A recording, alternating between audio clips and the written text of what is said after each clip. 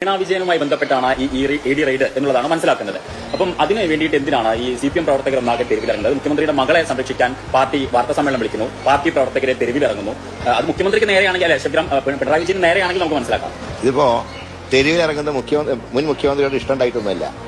ഇപ്പോ എല്ലാ വകുപ്പുകളും ഞങ്ങളുടെ കീഴിലായതുകൊണ്ട് അത്യാവശ്യം പോലീസ് വാഹനങ്ങൾ കല്ലെറിയുക, അതൊക്കെയാണ് ഇപ്പോഴത്തെ സമരം. എനിക്ക് അത്ഭുതം തോന്നിയത് നീറ്റ് പരീക്ഷയിൽ എല്ലാവർക്കും ഒരേ അഭിപ്രായം, കേരള ഗവൺമെന്റിനും. അതിനെന്തിനാ കേരള പോലീസിന്റെ വണ്ടിക്ക് കല്ലെറിയുന്നതിനാ? അത് മോഡിയുടെ വകയാണോ? അല്ലല്ലോ, കേരളത്തിന്റെ അല്ലേ. ഈ സമരം എന്ന് പറയുന്നത് ഇത് ഞാൻ പിണറായിയുടെ ഇഷ്ടം കൊണ്ടല്ല. ഇവരൊക്കെ കമ്മിറ്റി യോഗങ്ങൾ പിണറായി ചീത്ത വിളിക്കുന്നവരാണ്.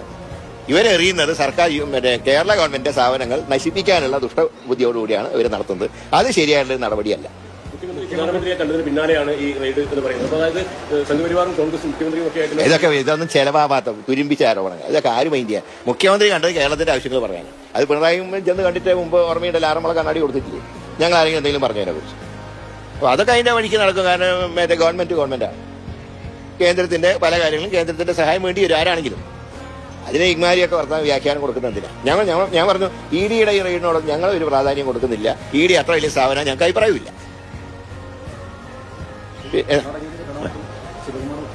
അത് നോക്കുക, എന്തൊക്കെയാണ് നോക്കട്ടെ. അതാണ് എന്താ എഗ്രിമെന്റ് ഉണ്ടായിരുന്നുണ്ട്.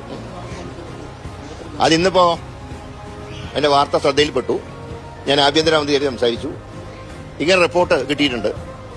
ഈ റിപ്പോർട്ട് കൊടുത്തത് ഞങ്ങൾ ചാർജ് എടുക്കുന്നതിന്റെ 2 ദിവസം മുമ്പാണ്.